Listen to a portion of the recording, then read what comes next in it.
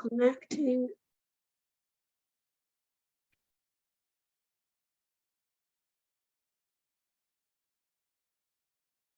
It's clever, I didn't know you could do that.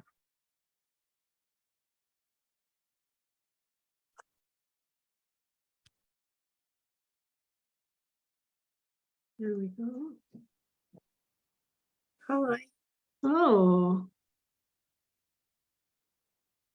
wonderful. Good evening, everyone. We are live here from two platforms, Zoom and Facebook.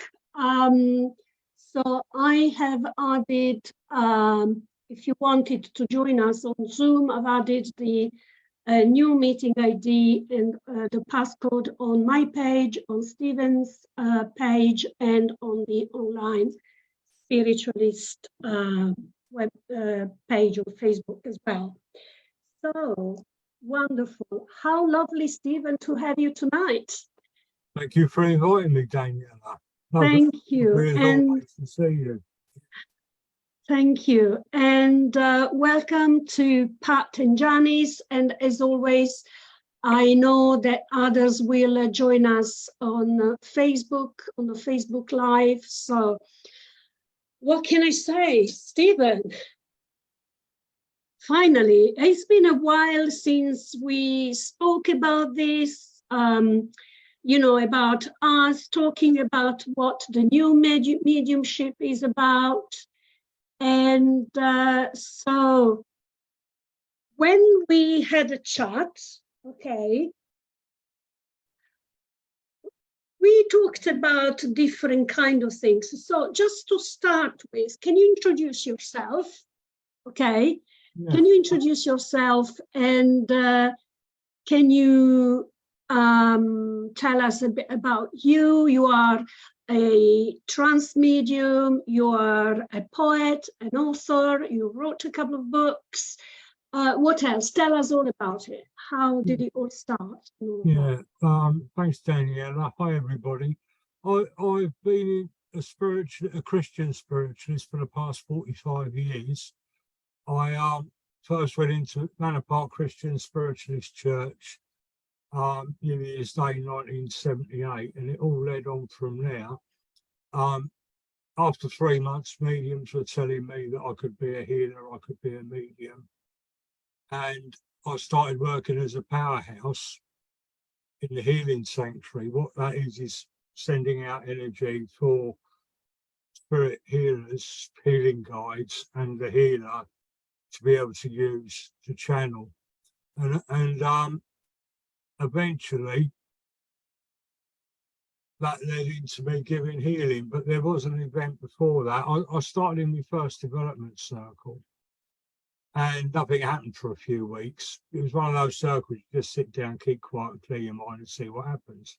But anyway, after a few weeks, I looked over to the gentleman on my right, Don Jackson, and his head disappeared. I thought, wow, like that. I've never seen anything like that. You know, I've never seen anything like that before. But obviously, we all know it now to be transfiguration. And there was a Native American head there. There was an Egyptian head. There was a nun's head. There was a Chinaman's head. There was a male head, a female head. And I was watching all these different heads changing. And all of a sudden, my breathing got deeper and deeper and deeper. And till slowly, my consciousness was about this big. You can't see much. It was about an inch tall, half an inch tall within myself. I knew everything that was going on around me, but I had no control over my body. Marjorie Jackson, who was a circle leader, said, "Have you come to give healing?" And he made my head go like that. So now I'm really starting to panic within myself. No, have you come in peace? That's it. And it made my head go like that. And then she asked, "Have you come to give healing?" And made my head go like that, to say yes. So anyway, one of the circle setters, his spine was crumbling, and he had a big surgical belt on, and he used to have gold injections in his spine. And she said, who do you want to give healing to? So my arm was pointed at this gentleman. And I was stood up, and as I was sort of like moving towards him, I was like a puppet. And this is sort of like, I've never experienced anything like this before. And, you know, so there was panic and wonder at the same time. I could see all these different colours shooting out of my solar plexus, and I could see all these different colours shooting out of my fingers too. Johnny's name was. And this lasted for a few minutes, and then I was put back in my chair and returned to my own consciousness slowly. And Marjorie Jackson, who ran the circle, told me that he'd spoken his name during the healing, and it was Zangu, and he's a Zulu warrior. Wow. Okay? And years later, I Googled his name, and it turns out that Zangu is a Christian mission in South Africa in Zululand. Right? So you were able to actually demonstrate that the guide that appeared to you was actually, you had the confirmation that it existed. It was an entity. Well, he just come through me. He just took me. I didn't know of his existence. Right. So that is wonderful, because you had actually the confirmation of that, isn't it? Well, that's it. And, you know, that's the first time I experienced anything like that. She also went on to tell me that he had told her that he had been waiting since before I was born to work through me. Oh, how amazing is that? Yeah. That's so how was like your experience through and through during your development? How were the spirits wanting to work through you? Well, from there, Zangu used to use me in trance. He used to channel healing through me in Healing Sanctuary. And he got quite a name for himself, because the room got very hot and everything like that, and the room seemed to be great. And from Marjorie's circle, I went into the church circle where I experienced clairaudience. And that was about it. I can't really say a lot about that. Yeah. But the third circle I sat in was Berenice Watt's circle, was a trance medium. Have you ever run your own circle? Or do you intend? I've run several. Several. Yeah. That's really good. So what for the people that will be listening, because this recording will be going on YouTube as well, so people will be watching us later on as well. Yeah. For the beginners, what do you suggest they do if they are having a spiritual awakening? What would be your suggestion for them to do? I would say keep an open mind. Very good. Excellent. And have no expectations. See, I feel lucky starting out when I did, because there's so much stuff being thrown at people. You know, like, we'll teach you this, we'll teach you that. Many, many different forms. Whereas in my day, when I first started out, it was really a journey of discovery. Do you think it will be still these days, a journey of discovery? Why is it different? Because this is what we want to investigate. Yeah, I think, well, it's like Spirit always tell us, the truth comes in simplicity. I would say to anybody that's having a spiritual awakening in any form that they're having it, is to keep an open mind and to have no expectation. Okay, because I was like a kiddie in a sweet shop. Because this is a bit of a backstory, but yeah, I'd had loads of different things happening to me spiritually, and my first memory was from 3 years old. And I just got to thinking, you know, when I was sort of like 17, 18 years old, there must be a purpose to it. Okay. So that's what led me into the Spiritualist Church. So anybody that's having a spiritual awakening, realize that there is a purpose to it. Spirit don't do something for nothing. There's always a purpose to it. Yeah, And that's right. because we're all spiritually evolving, you know.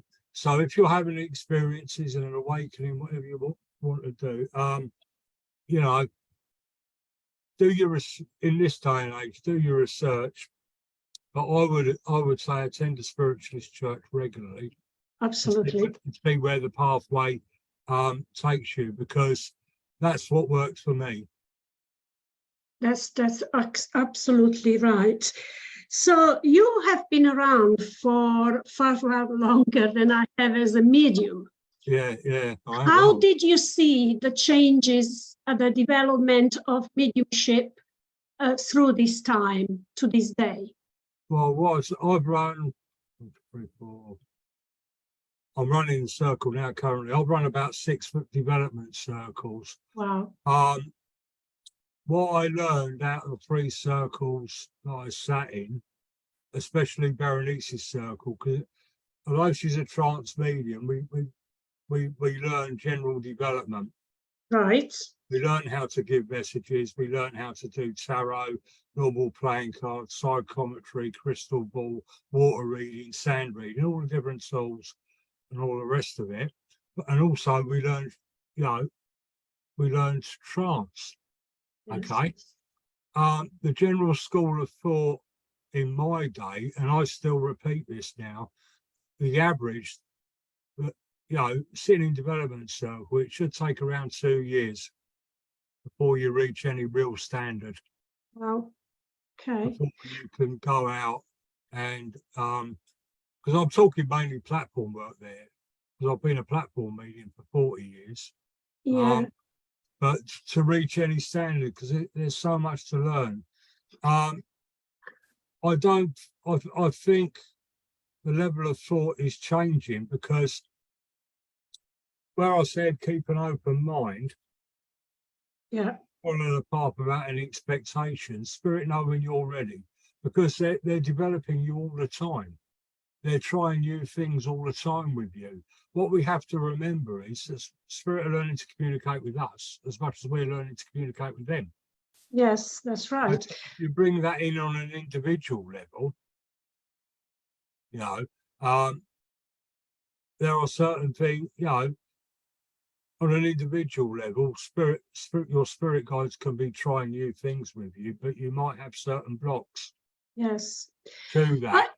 I find that I've heard, like in a community, for people training as medium. Oh, I've been training for 10 years, and I think it's going to take many years to become, to be able to go on platform, and people shouldn't be going before they spend 10 years training. Is that right? Because I didn't find that was the case for some people that I know that have become very good mediums, and simply because they have had this gift of channeling spirits since they were very young. And by the time they came through, the challenges, the society, the family. I was raised as a Roman Catholic, so mediumship was not something that you could talk about, let alone practicing it. So, and I do find that, this is quite of a sticky issue, right? So you come into mediumship, and is there a case that, I just want you to say that, I don't want to feed you in a way, but, what would you suggest to someone that has been training as a medium, say, for 3-4 years, and they're not sure whether they could start platform or not? What would you say from your point of view?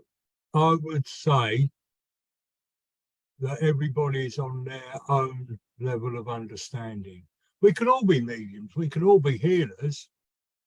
Some are more aware than others. Some have very little awareness. But as Silver Birch teaches, that spirit are constantly working all the time to raise that level of awareness. What I would say to someone who's been sitting 4, 5, 10 years is perhaps you're going the wrong way.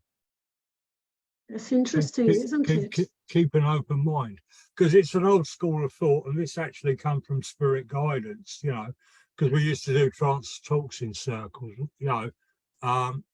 One guide in particular, Lee, would come forward and he said, if you're really meant cut out to be a healer, but you're going up the path of mediumship, you won't get nowhere. Okay, so to purely focus on mediumship, you can be going up the wrong path, but just to develop your awareness, that's when things will progress. That's so true, and I agree with that. It is true that you hear in the mediumship, between the mediums environment, that, you know, everybody can be psychic, but not everybody can be a medium. Do you agree with that, and why? No, I don't. Because spirit uses psychic energy to communicate, so there's psychic in all mediumship. That's just my opinion. Anybody, no, I won't get on my high horse thing, you know. All right. No, I'm just, you know, every medium I invite from anywhere in the world, they've got the right to have their say and have a voice on this platform. I was going to say they're wrong, but psychic energy is a communication energy. Okay, so spirit use that energy, it's thought energy, spirit communicating thought.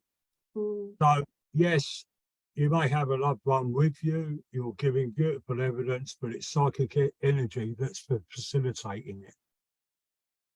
Okay, so we cannot say that there's, you know, anybody's working purely psychically is not working mediumistically. Okay, because there is psychic in mediumship. You know, there's a lot of talk about the five clairs. We'd never heard of them years ago. I suppose somebody had heard of them, but you know, but it was just about unfolding your pathway. It wasn't about you must develop the five clairs. Like I say, a lot no, there isn't such a thing. Every one of us do come with their own, you know, skills, and could be one, could be all of them, you know, and actually it's quite difficult to have all of them developed, to be honest with you. You could actually probably try and develop one or two if you have just the one, say clairvoyance, okay?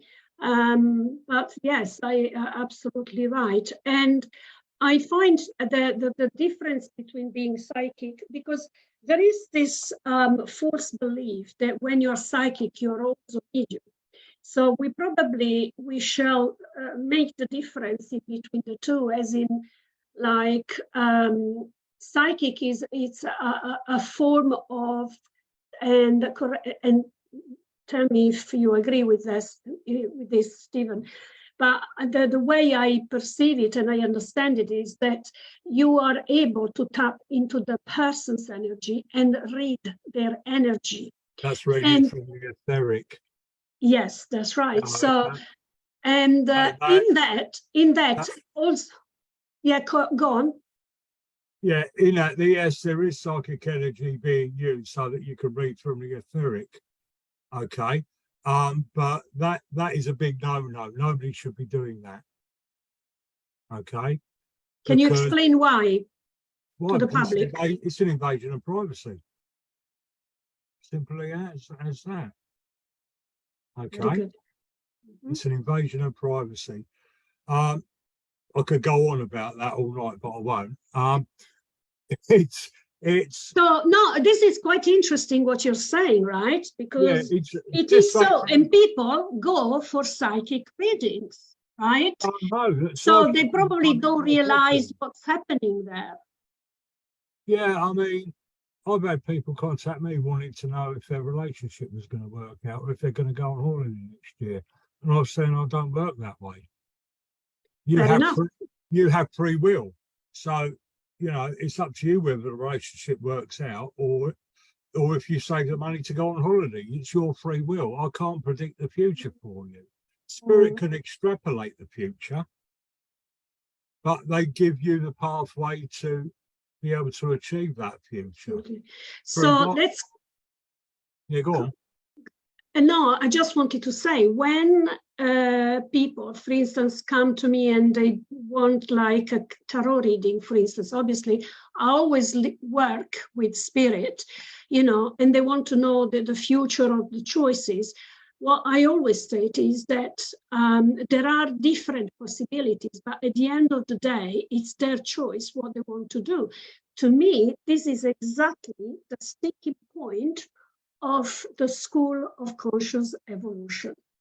So you actually touched the exact nature of the purpose of this live chat and show, because what we need to try as readers, okay, we can actually transmit messages and be the empty vessel through which spirit comes through, right? But at the same time, if people want to know about their future, what they are missing in the chain of events is their own inner development. So what do you really want? Because we all carry, we are all a soul. So we are a soul with a body, not vice versa. So, and when we are training as mediums to work with spirit, I've come to realize at least, that actually I have all of the answers inside myself. Now, what happens is that sometimes I don't like what I hear. And what I do, I have the ego. So I've got the ego and the soul, right? Which would be the angel sometimes, and represented as the angel, but that is our soul. It's our divine spark, okay? Our connection to the universe. And sometimes we don't like what we hear, so we decided to actually follow the ego. And that's when we have this pitfall where we feel that the relationship is not right, yet we want to demonstrate at all costs that we deserve to be loved, and we just do it all wrong. And we have these lessons where we need to go through the same thing happening even with different people over and over again until we learn that. And so I remember one of my personal experiences where I did actually ask about a question, and the person said, no, you will meet this and this and that before that one thing that you are expecting will happen. And I was like, oh, why not now, you know? And actually that happened, that forecast. So that person, you know, told me eventually I would get what I was looking for, but actually with the hindsight, I realized that I had to go through all of that to learn a lesson, to connect stronger and stronger to my soul, and find my soul path and soul purpose. Now, what that has caused is me to grow in vibrations, to become stronger within myself, but mostly to learn to love myself. And I don't know what your experience is about this, because obviously what you're saying is it's always a personal choice, absolutely, because we are born with free will, okay? We can decide to remain in the wheel of karma forever and ever if we want to. If we don't want to get off that learning, you know, cycle, then that's that basically. How do you perceive this free will, Stephen, when you give the readings? I bring spirit guides through readings as well as loved ones, because I think spirit guides or any angelic assistance as well as loved ones is just as beneficial. And the spirit guides and the angels will talk to them about their lives, their emotions, their thoughts, how they perceive things. And it seems to me in this day and age, everybody's going on about evidence. Okay. That's right, yes. But let's not forget, you know, there's a lot of places where they don't like you bringing through spirit guides or angels. But I've found that the messages that I've given from them have been very helpful to the people. But I think in circle, time should be given, not only just to learn how to pick up from spirit and how to give a message, but it should be to allow spirit guides to come in and share their teaching and ask questions of spirit guides and angels. Okay. I think anybody sitting in a circle and circle leaders got to realise we're a whole being, we're a universal being. And yes, you're dead right. One lesson will lead into a lesson and lead into a lesson until we reach the great whole, until we fully understand it. I think that an open mind has to be developed as well. Okay. And I think that, you know, with an open mind, we have to learn to accept all schools of thought, the different ways of doing things, but also, you know, we have to ask for ourselves what's best for us. Right. Okay. Now, on a different note, when we were having a chat, you were talking about spiritual teaching. What does spiritual teaching mean to you? Spiritual teaching to me means it's about the universal. We are spirit beings living through a body of matter in a material world. And we are, that spirit is eternal. So spirit teaching is really about eternal life and how to navigate it. Okay. And how universal law, natural law, whatever law you want to call it, affects us here on the earth. You mentioned a karmic wheel, that's very strong. That's not just out there in the universe, that's not just that our evolving soul, it's happening to us here on earth. The lessons are presented, and unless we learn from them, we just come back round again and have to learn the same lesson again. And for people to realise just how much of their eternal life that they're living now. You know, with spirit, I mean, my guides come through and gave a talk, which I wrote that talk down and published it. But one guy, Grey Wolf, was talking about prepare for your eternal life. You see yourselves as mortal. You don't think of your own eternity, you know? Yeah. Do you think we have a choice to come back if we want to experience one more life, to learn more lessons? Every school of thought, every guide that I've talked to, there is the choice. But I remember my past life before I come into this life, and I actually begged to come back to Earth. Oh, wow. And because I was not a very nice person in the previous life. And I can only say the spirit being said to me, when you go back, you will serve. And hence, developing... It's like make amends, isn't it, really? Yeah, it's that karmic balance again. You know what I mean? That will. And, but, you know, just that simple spiritual teaching, you know, with whatever we face in life, whether it's relationships, work, our own habits or whatever, what are they teaching us? What is bad for us? What is toxic us? What will promote our greatest good? That is spiritual teaching. Right. Yet we see a lot of space given to giving messages, but hardly any for spiritual teaching. That's why I'm glad you're doing this, Daniela. It puts it out, you know. And how about your poems? Tell us a bit more about that.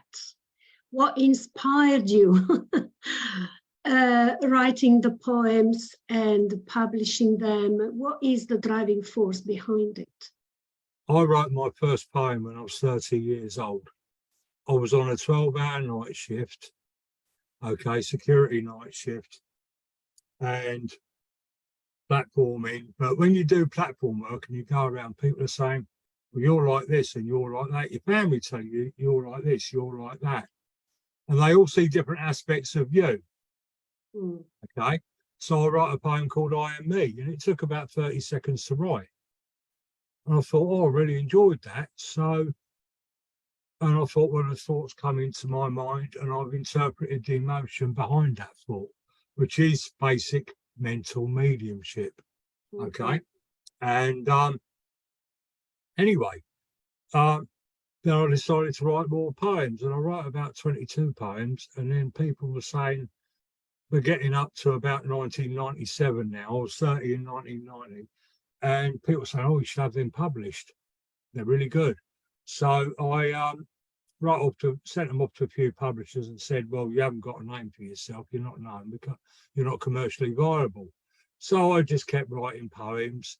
A lot of the poems that I wrote got burnt in a house fire until it come to the wonderful invention of the internet and Amazon Kindle. And people were saying to me, oh, you should write a book, you should write a book, you should put your poems in a book.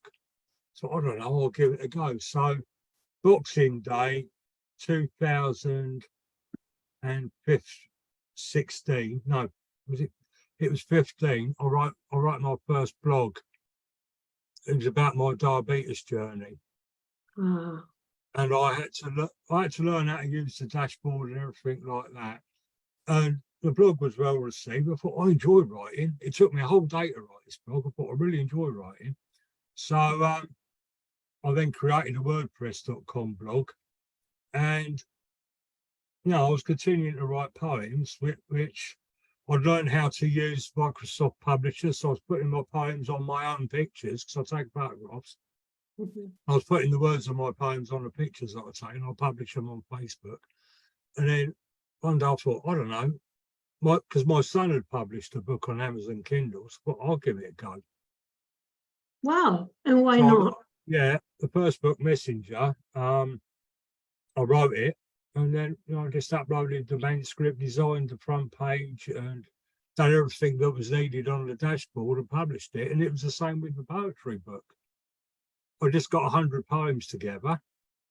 Once I'd written 100 poems, and I put them all into one book. So is that a spiritual process or is an emotional process? I would say it's a spiritual process, because with poetry writing, you have to interpret your emotions. Quite a few of my poems are spirit guided. I remember Spirit Guide Lee way back in the day. He was giving a talk about it's selfish to grieve. Okay, he understands that it's a physical loss, and over a period of a few months we're going to grieve for that physical loss. But we have the evidence and the proof that our loved ones go on. Okay. And I write a blog about that as well, and I write a poem about it. But he was just saying, that we should wish our loved ones well on their way to carry on their universal journey. Because by grieving for them, we're holding them to earth, or closer to earth. We're not allowing them to move on. That's why he's saying it's selfish to grieve. So I wrote the poem Far Away, and I wrote the blog Grieving for My Dad Made Me a More Compassionate Medium. And those two things are from that one little talk he gave. And what do you think is the foundation to start healing? A kind and compassionate heart, a loving, kind and compassionate heart. The foundation for mediumship is aligned, loving, kind, compassionate heart. Christine Marsden is saying she loves your book, Reflections, Stephen. Oh, that's nice of her. Thank you, Christine. Thank you, Christine. And so, do you think that there is a process in itself to get there? I mean, we are probably all born kind of compassionate, maybe not. What do you think? Are we born compassionate and we are conditioned by society to become harder or conditioned by life? Well, in my own experience, I think life can harden you. I know at a certain period of my life, it certainly hardened me up. But I think you know, when you think of the soul, you think of the spirit, there's no judgment. You know, all souls are born of that unconditional love, that divine unconditional love. When we come to earth, that soul essence is forgotten, for want of a better way of putting it, Daniela. And it's like somebody was saying the other day, and I've had this discussion many times. You can get two children that brought up in a loving family, okay, and they're both treated the same, and they have a really good upbringing. One child becomes a doctor, the other child becomes a bank robber. You're so right. So yeah, so that rules out preconditioning. I think we come into this life with things that we have to overcome. We have to learn. We have to knock our rough edges off. Absolutely, absolutely. And as you said earlier on, I did mention about karma, and that may sound harsh, or people may not believe in that.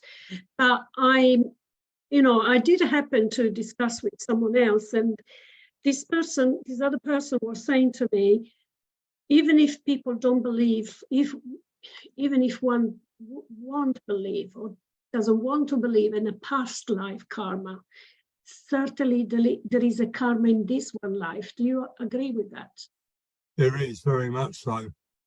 I'll never forget Berenice saying one day, she was talking about past lives and parallel universes, and trust me, Danielle, that's all way beyond me. But she was saying, if this is actually our present life, because there are other us's in other realities. But what I want to say is, I from my own experience, because I've been regressed, but funnily enough, I was a monk in a few lives who done the writing, so it's no surprise that I'm a writer now. But and judging from the last life that I remember, I do think we bring back. Others may disagree with me, but I think sometimes it can be on an individual level. But it's not just sort of like for the masses, I don't think. I think reincarnation and karma go hand in hand together. They're working mechanisms of the universe. I know in my own teaching, from what I've been taught from Spirit, that God is a developing energy. Okay. Yes. And we're all sparks of that development. What was I going to forget what I was going to say now? But I know that coming into this life, that I brought in traits with me from a past life, some positive, some negative, and I'm learning how to turn those negative traits into positive traits. Because it is a simple teaching that positive balance is negative in the universe, and that's very, very true. It's like we're often saying to people, when you have a negative thought, try and balance it with a positive thought and things like that. So when you come, even if you're not aware of your past lives, if you have negative behaviours, negative thoughts, what can you do to change them? Those negative thoughts and behaviours will lead to bad relationships, bad jobs. Yeah. Fiona Paridot, she's saying she has been one of my guests already on this chat show. And she is saying she's an astrologer as well. And she's saying the north and south nodes on the birth chart indicates the past and karmic lives. So perhaps you might want to, unless you have already done them, it would be lovely to investigate that further for you, I suppose. You know what? I know astrologers, but I know nothing about it. Right? No, because sometimes it's, I would say probably curiosity, and you may or may not believe in it, but just to see whether you find any confirmations of what you think you know, and if you don't, you don't, you know, but because eventually it's what you feel inside is right, the most important thing. I mean, I could agree with that, Fiona, because in my teaching, everything is a reflection of the source. Yeah. Positive balancing negative. So it makes sense that in astrology, north or south or whatever, I don't understand it, Fiona. I'm a total novice, all right, represents positive and negative, because everything is a reflection of the source. So yeah, I can agree with that. And we have a question from Jennifer Partridge. She's asking, do you think we are all in a soul group that we come into this life with? Yeah, I've asked questions of my own spirit guides about soul group and about my own soul groups. Our spirit guides can come from our own soul group. We could have lived life through with them before. It is taught, or I've been taught, that before we come to life, we decide to come into this earth plane. We choose our parents. We choose our siblings. What kind of a life are we going to have, and all the rest of it. And you're in your soul group, and then, but the other people, the other souls in that soul group say, right, I'll be your mum, and I'll be your dad, and I'll be your brother. I will be your wife, I will be your husband, I will be your abuser, or whatever's needed for that life. And we travel to Earth together. But I was watching a YouTube video, near-death experiences, and there's a lady on there that had a near-death experience. She went into spirit, and she had been abused, and she found herself in a soul group, and they took her to the point where she's being used, and they introduced her to the souls that were her abusers on Earth. All right, and she said, "Why are you bringing me to them?" But what it came out was that the guide explained to her that those two souls were abused themselves, and what they had to go through to come to this earth, and the love that they have to go through all that to teach you these lessons. You know what I mean? Even we can all be horrible ourselves, can't we? But it's about that love, isn't it? Yes. And as we mentioned earlier on, this is like a process, isn't it? Yeah. And it may be that in terms of, talking about Jennifer's question, I feel that in this point in time where I've myself have had an awakening to spirit and to soul in my more mature life, when I've become to realize what I was perceiving was not my imagination, and that whatever I was hearing, seeing, the messages I was getting, and now that I've realized that, although some people could perceive others, that hear or see spirit could be a bit too out there. Okay, I've taken this power back to myself and say no, because I do realize that as you mentioned earlier on, we are energy, and as physics, the physics of law goes, the law of physics goes, you cannot create nor destroy energy. Hence, our soul is eternal because it's energy, as simple as that. And because we don't see it, it doesn't mean that it doesn't exist. And this is like being a forever kind of thing. And what I wanted to ask you, actually, moving on to a different thing about healing. How do you think people that are on their journey into spirituality, how can they look for spirits? How can they look for healing? And what healing can bring to them? That's a very good question, Daniel. I had to pause for thought for a minute there. No, of course. I just truly know and believe that we're all guided, and I think, anybody will be guided into healing. Okay. As I said, it's about having a kind, loving, compassionate heart. But, I've given, like, I think any medium has given loads of messages that your hands get hot, or I see colours around people. All right. Now I sense colours around people. Do you realise from them colours, you can tell that they're a healer? Okay.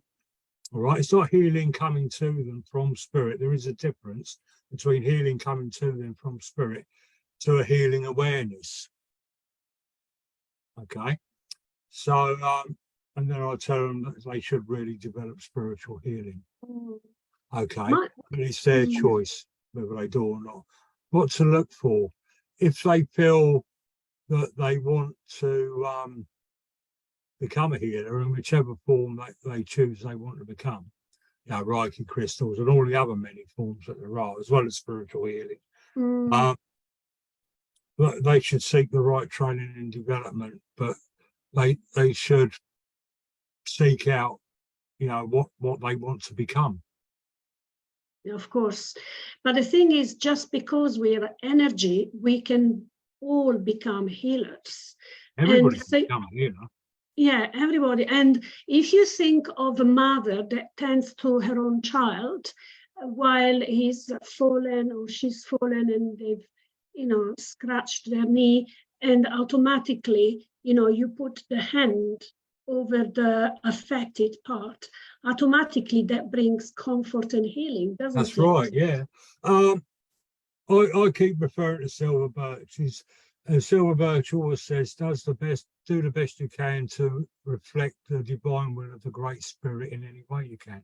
That's just not just channeling healing or giving messages. That's, like if I saw you in the street and you fell over and I picked you up and I put a plaster on your grace knee, that's healing. That's right. A kind word, a smile. It's the slightest little thing, a kind thought. Just helping somebody out that's got a problem or, whatever, or they want to know the way to somewhere and they don't know the way. There's many different ways. Absolutely. And, we should look at the bigger picture, shouldn't we, really?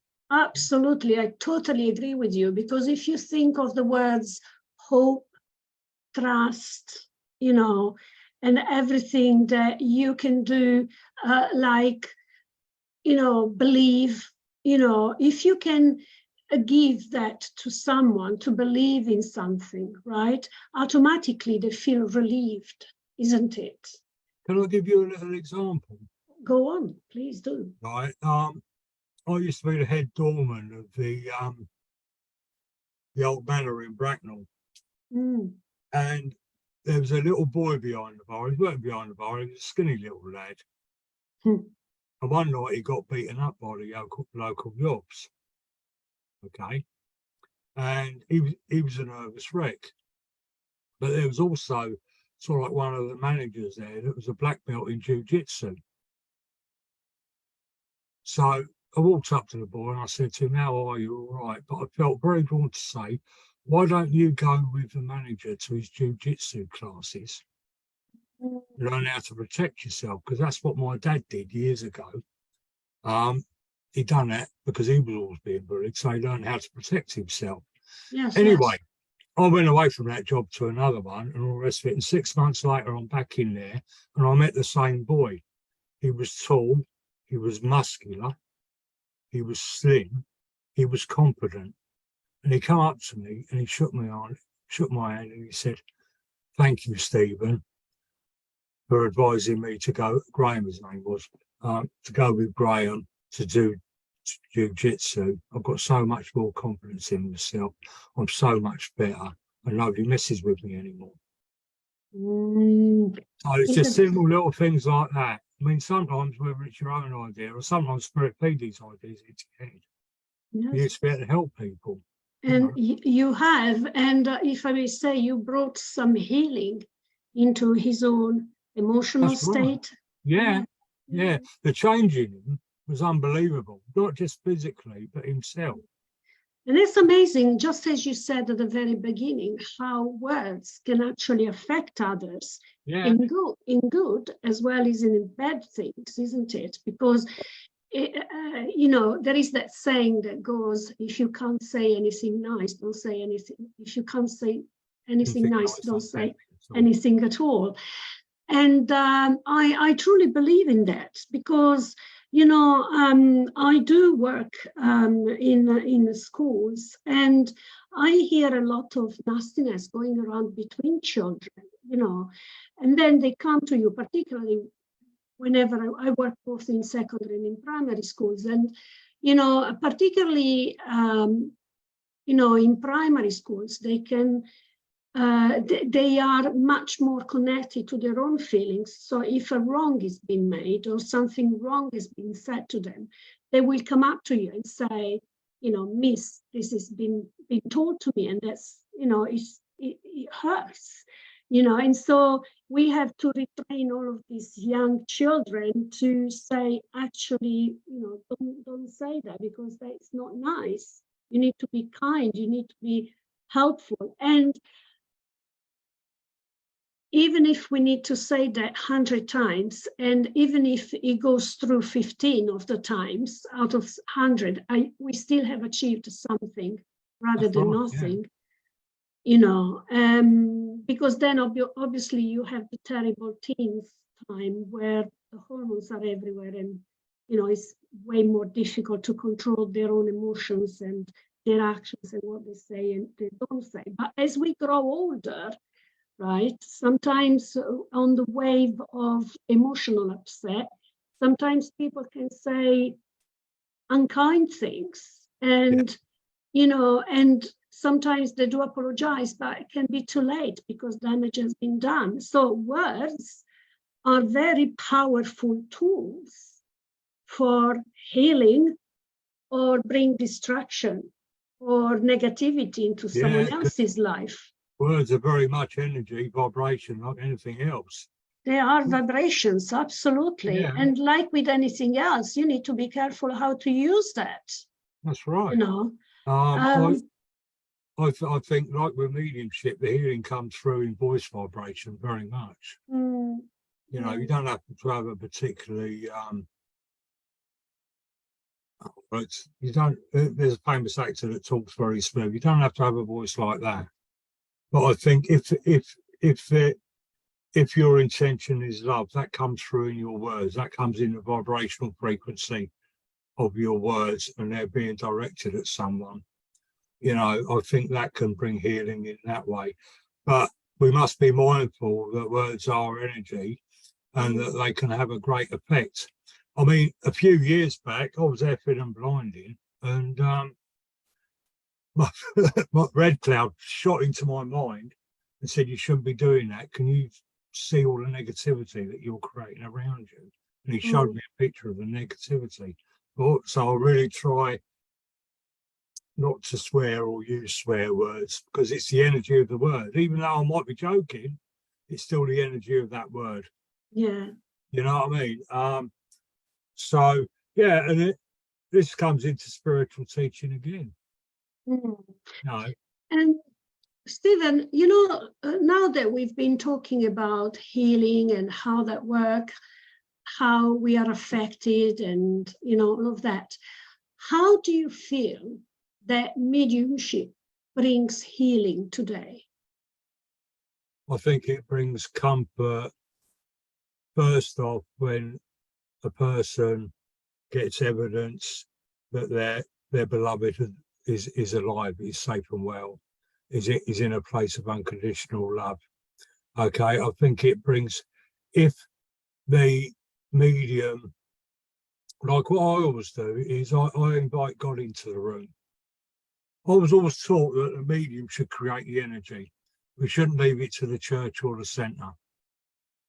Okay, so what I do is I invite God into the room, the church, wherever it is. Okay, and you can tell, you could just, there's such a change in consciousness when that energy of God comes into that place. Then I invite spirit in to the room, and then I fill the place up with white light. Okay, but the intention is that each and every person in that room will receive for their greatest and highest good, and that's where the healing comes in, and that's where spirit can latch onto that and work in that way with you. Absolutely. And this is what the classic mediumship is, like classic as in good old traditional, professional, if you want To me, the idea of mediumship is to bring upliftment. Is to bring upliftment. Okay, thank you. Bring upliftment and healing, or both. Yes. Yeah, it is both healing and upliftment. You know what I mean? In whichever way it comes. But I just think spiritualism as a whole has got very narrow now, because it's all based on evidence. Correct. I agree with that. Yeah. What I find myself is that, and I'm not gonna go down the way of being arrogant or anything, but to me, the way that I perceive from what I've experienced and the shift and the changes in the past couple of years, and that of other like-minded souls, just like myself, we've noticed that actually spirit is coming through, just as you explained, with bringing hope and bringing all of the details so that the person knows that they are actually definitely with their beloved one, with no doubt whatsoever. But what I find that now spirit does in particular is they bring wisdom, try to help their beloved ones to grow into their own soul path. Is the messages that, like, I hear spirit is giving to the person through me. What I hear is like, try to see things from a different perspective. That's right, yeah. That's right. And I don't know whether you've noticed that as well, because this is a different type of mediumship, I believe. This is like a new type of mediumship. As I said to you in our previous chat, and I don't want you to take this wrong way, but it's not new. But it is new now, if you know what I mean, because the school of thought's gone way off the other way. Right. I'm over the moon that you're doing what you're doing. Okay. The way you're thinking, talking, working, and bringing it out there, I 100% support it. Okay, this is interesting because that's what I want to hear. That's what the way we was talked about was to bring upliftment, to bring healing, to bring peace. Right. And I don't know, you've probably experienced it yourself. You get a loved one in spirit. Yes, they prove their survival. Yes, the recipient of the messages knows that they're getting a message from dad, mum, sister, the bloke they used to work with, or whatever. But because that spirit, that loved one, who's shown themselves in a physical form and talking about their earth life, they've been in spirit. So, and they're on their own level of spirit, and they've been experiencing learning themselves and how it all works. And I've actually given guidance from loved ones. It's not just, you used to have a bucket with an hole in it. He used to like go dancing on a Saturday night, and he always wore high holy socks and things like that. They will actually bring through guidance. This is what I'm experiencing in the spirit world. Okay, this is what I've learned in the spirit world. This can help you in your earth life. Wow. And I think it's amazing that loved ones will do that. But if we just focus on loved ones giving evidence, then we're shutting them up. I think to a certain degree we're censoring on what spirit can say. And, I don't think you should do that. Yes, it should always be for the greater good of the person receiving the message.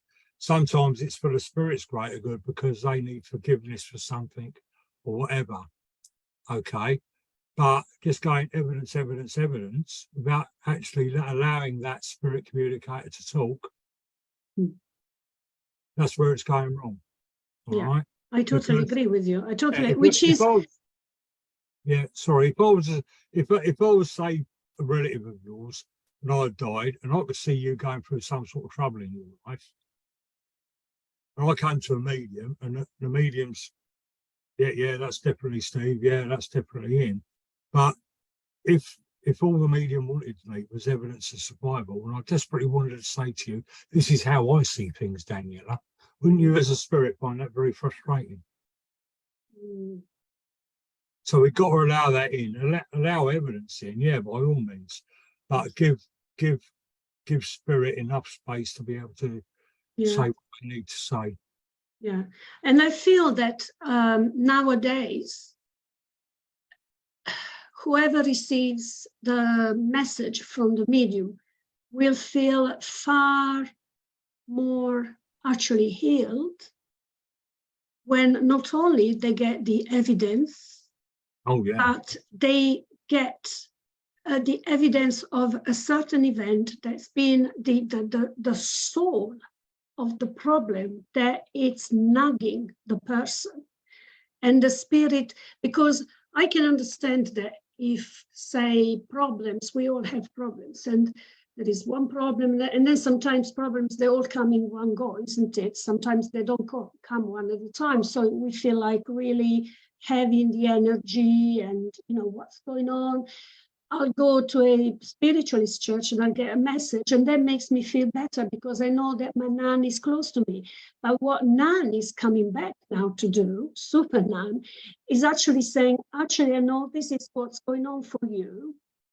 And you need to think, I want you to understand this thing. It's like what I am experiencing, I suppose I'm saying, almost a philosophy being given to the recipient. So they don't walk away saying, yes, Nan is alive.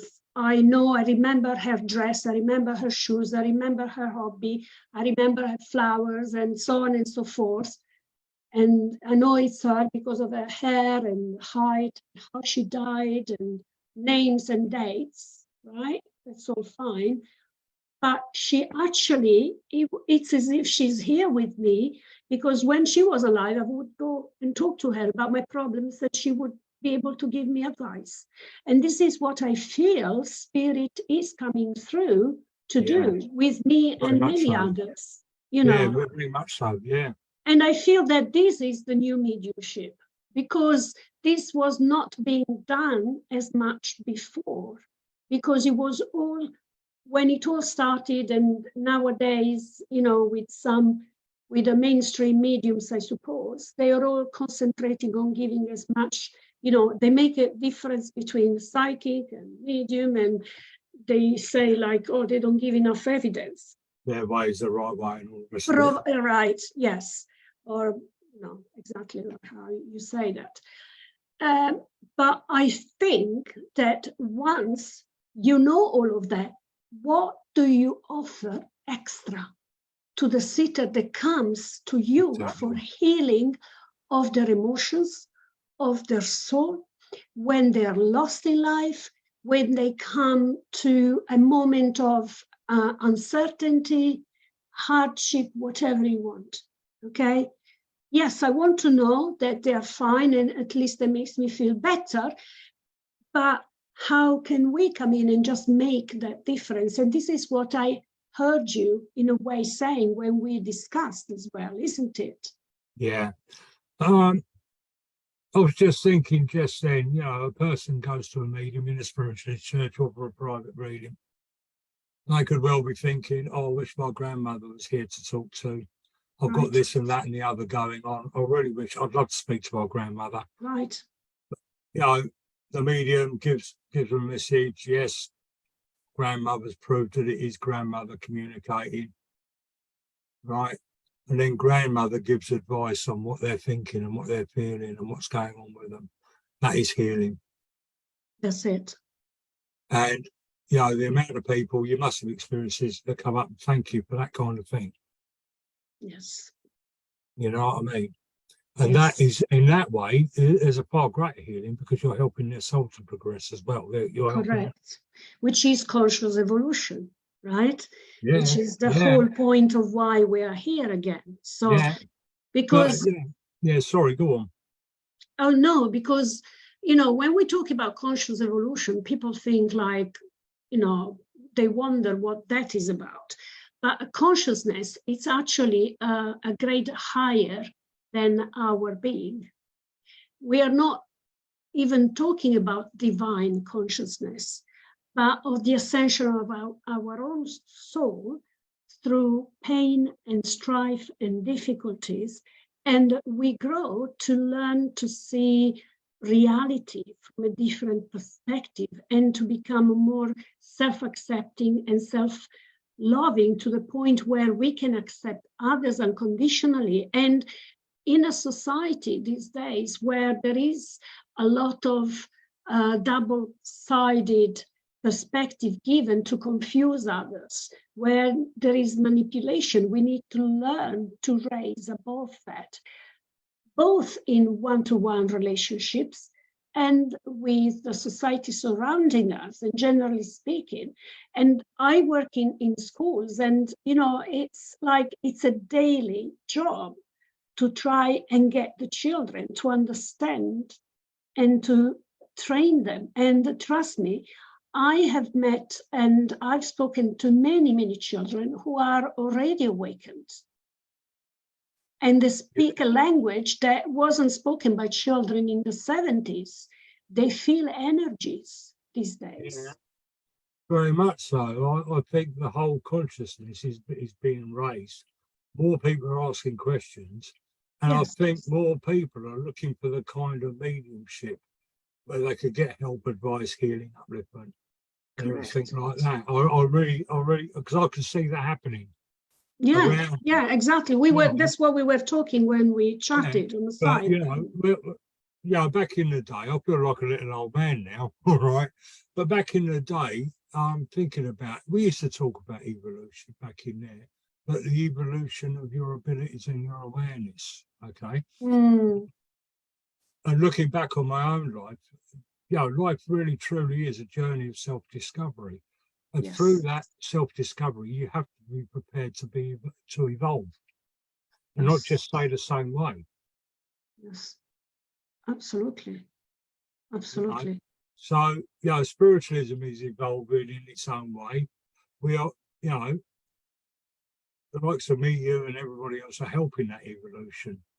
Mm. You know, sometimes you have to go through the bad bits before you get to the good bits, you know what I mean? Oh, absolutely. Yeah. And actually, the good things will sparkle even more once you've gone through. Right. Yeah. You know, there's so many people that just won't change their way of being. No. You know what I mean? And I suppose, I don't know whether they're due for another round in next life. Yeah, they'll be here next time, or they'll just be sitting there moaning about the same old things over and over again. They can't realise that it's them that's got to change. Correct. You know? Absolutely. And, you know, but spirit can help so much with that. Mm-hmm. If people are willing to change. And that's where I suppose the real healing could come in, you know, is just helping people to realise that, you know, if they want to progress in life or just feel better, have better health or feel better emotionally, you know, we've got to be prepared to change. You know. And that is the main problem. Being human beings, we have the density of the ego that it's trying to pull us down, making us, not me personally and not you, but some mediums think, you know, there is this egoism where they think, you know, that they know better, let's put it this way, because they have this connection to spirit, and that could be considered, I don't know how to call that. Yeah, but because they're in the status, they have status in life, celebrity status, whatever you want to call it. People will listen to them because they'll think they must know what they're talking about. So they've got lights all around their names. Yeah.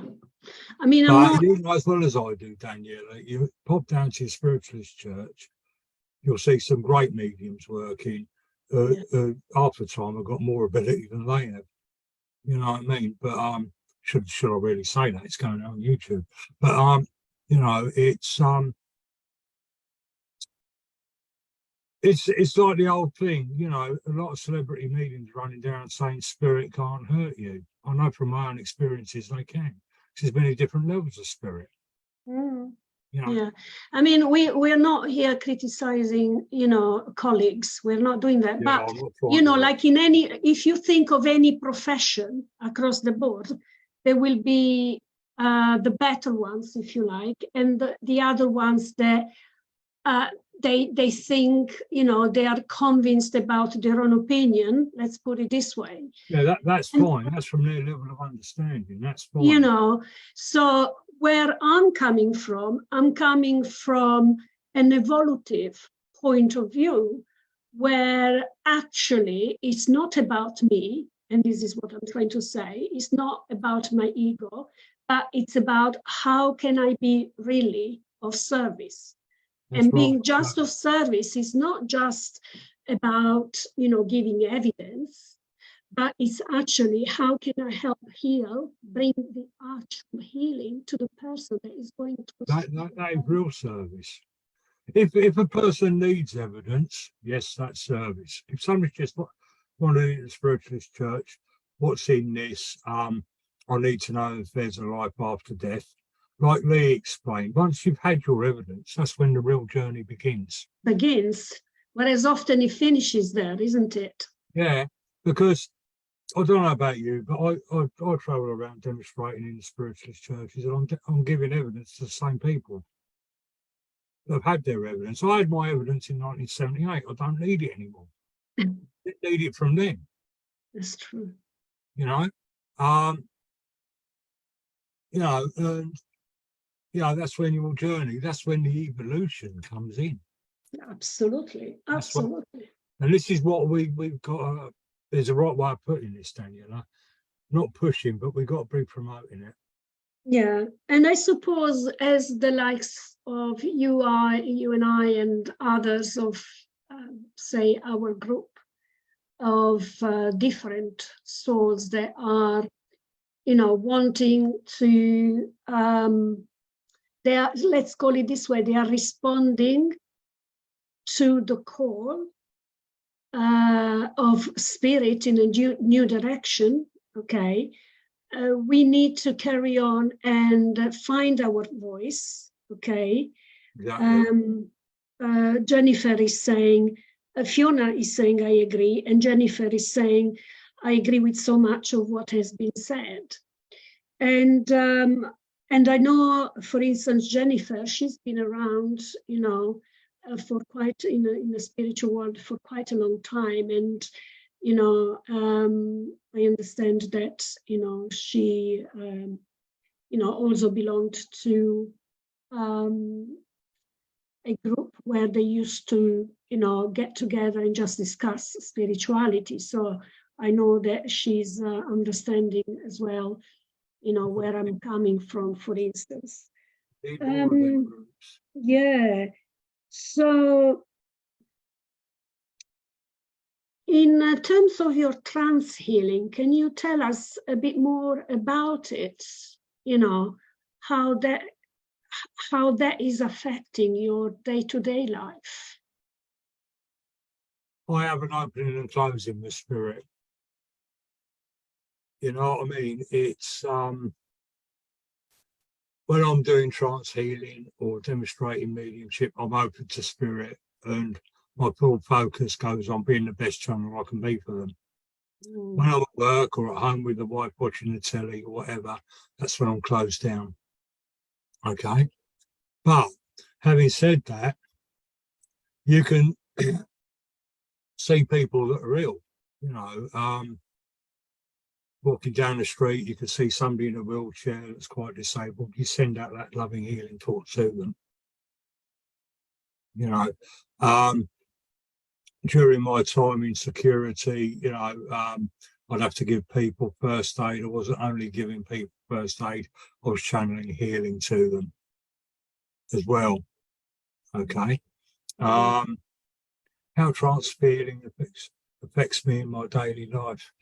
I suppose it's just mainly that I have an arrangement with spirit. You know, when I'm open, I'm open. When I'm closed, I'm closed. But my guides will tell me when they need me to do something, or you know, you need to recharge, or you need to send out some healing, or whatever, or you know, do a trance set online tonight so we can generate healing energy and stuff like that. You know, it's but I suppose being a healer makes you more aware of people's needs. You know what I mean? And there's something I was going to say and I've forgotten it. I'm getting old. Yeah. We've been talking about many things tonight. Yeah, but being a healer is a bit. I'm often saying to people that healing is a higher vibration than mediumship. Right. Genuinely, it is.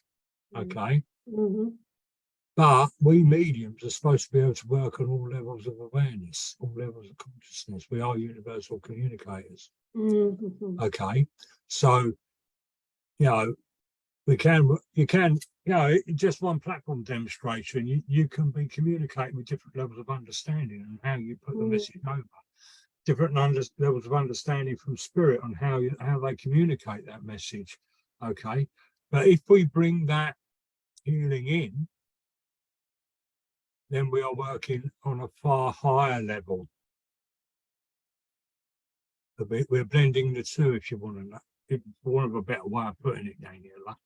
You know what I mean? If our thought is to create healing and upliftment, peace of mind or whatever, okay, and we open ourselves up to that, we are opening ourselves up to higher vibrations, higher energies, higher guides. Absolutely. And those guides will work with us to bring that through us while we're demonstrating. Absolutely. Can I tell you a little story? Sorry. Yeah. Yeah, no. I was just saying that brought to mind when I ran my workshops, for instance, that the moment where people that approach, they intend to investigate their spirituality and find out more, and they suddenly realize their connection to spirit is there. And I can see tears streaming down their cheeks because it's just the most mind-blowing experience that you can have, realizing that you have it inside yourself, that cosmic, universal, divine, whatever you want to call it, connection is actually there, and you can feel it in your heart space and center. And this is where we need to be working from at the moment with these new vibrations, higher vibrations. We need to come from the higher heart space, which means the vibrations are much higher, are much finer, and they touch the inner knowing of ourselves, whereby we can create a connection, a bridge to our guides or spirit exactly, guide. Daniela. And we have to be vibrating on a higher level to be able to bring that higher vibration through. It took me 3 months to develop, 3 years once to develop, to work with my Egyptian guide, who was an amazing healing guide, by the way. You know, and it was development as we were going, but I had to do a lot of inner work just to be able to, be able to bring his energy through. And we have to be prepared to do that work. Yes. Yes. And I find that as we age, it becomes almost a second nature, isn't it? Like as we age, we kind of little by little, we've been learning our lessons, right? And then we search for a deeper meaning of life. But as I said before, I am coming across more and more young mothers with very young children. I'm talking about 4, 5, 6 years old ones who are into crystals. You know, they are talking about vibrations, and I'm just like, I look at these children and go like, oh my God, where are you coming from? You know, Well, like, because have you noticed? they are so switched on with the new energies. Yeah, You know. you know, you watch the telly and I hear people talking, especially younger people that I work with, and like on the telly, you're saying, you know, it's a good energy in here, or I don't like the Bible. That's it. I thought you're talking like us lot, you know. It's, you know, you're talking like a spiritualist or Yeah. somebody who's spiritually aware. You don't have to be a spiritualist to be spiritually aware, do you? No, that's I tell people, I've been going around for the past few years now, you know, giving addresses, and the easiest way to connect to spirit or to God is through prayer. Because what people have turned away from the religious aspects of the church, okay, whether it's a Christian church or a Christian spiritualist church or an SNU church, because of the prayers, okay. But what I explain to people is when you break prayer down, it's thought, okay, spirit communicating thought.